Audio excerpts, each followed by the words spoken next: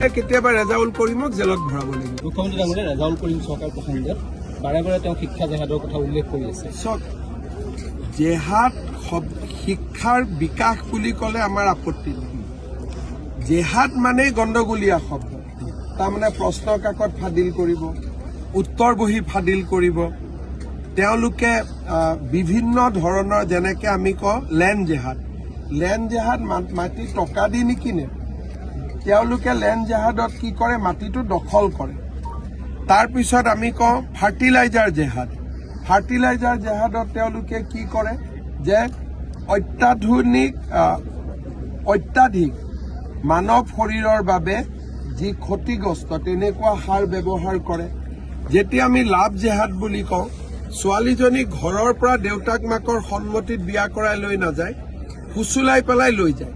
গতিকে জেহাদ শব্দটোৱে ২ নম্বৰী যিটো চলি আছে আজি অসমৰ পৰিপ্ৰেক্ষিতত ২ নম্বৰীটোক বুজায়। ৰেজাউল কৰিমে এতিয়া মোটামুটি ঘোষণা কৰি দিলে যে আমি লেণ্ড জেহাদ কৰিলো, লাভ জেহাদ কৰিলো, ফাৰ্টিলাইজাৰ জেহাদ কৰিলো, এইবাৰ আমি শিক্ষা জেহাদো কৰিলো। তাৰমানে কিমান বেয়া মাথা এইবিলাক। শিক্ষাৰ বিকাশ বুলি ক'ব পাৰিলেহেঁতেন যে আমাৰ ল'ৰা ছোৱালীয়ে পঢ়ক। তেওঁ বুজাই দিলে যে লাভ জেহাদৰ দৰে আমি শিক্ষা জেহাদো কৰিম। যিটো USTMত আৰম্ভ হৈছিলে, এতিয়া তেওঁলোকে এইটো আনুষ্ঠানিকতা দি দিলে।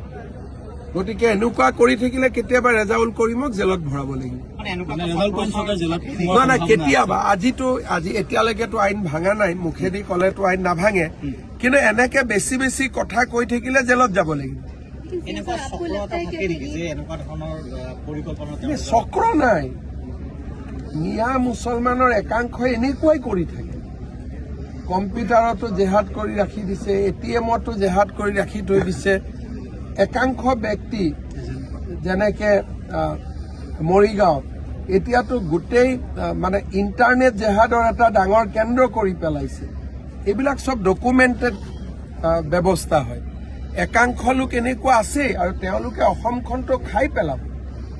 আজি বিজেপি আছে বুলি কৰবাত বাচি আছে, নহলে এইটো ৰেজাউল কৰিমৰ দৰে মানুহটোতো আমাৰ বৰ ঘৰতে সোমাব। কি কৰিছে কি কৰা নাই বাকী আপোনালোকে টিভিত কওক। মোৰ মুখেদি উলিয়াই আকৌ ষ্টুডিঅ'ত বহি তেওঁক ছাপৰ্ট কৰি টক শ্ব' কৰিব, সেইটোতো কৰি লাভ নাই। মোক কোনো TRPৰ সামগ্ৰী নবনাব। যিখিনি কথা আপুনি কৈ আছে সেইখিনি কথা আপুনি ষ্টুডিঅ'ত কৈ দিয়ক, হয় নহয়? মোক কিয় জেক মাৰি থাকিব লাগে, এইটোতো কোনো কথা নহয়, হয় নহয়? গতিকে যিখিনি কথা আপুনি মোক কৈছে, অসমীয়া হিচাপে মই আজি আপোনাক দায়িত্ব দিম, আপুনি এইখিনি টিভি ষ্টুডিঅ'ত কাৰোবাৰ এজেণ্ট হৈ পেলাই তেনেকুৱা নাই। এজেণ্টৰ কথা নহয়। আপোনালোক যদি অসমীয়া হয় আপোনালোকে টিভিত নিজে প্ৰগ্ৰেম কৰক না। CMৰ ৰিয়েকশ্যন কিয় লাগে?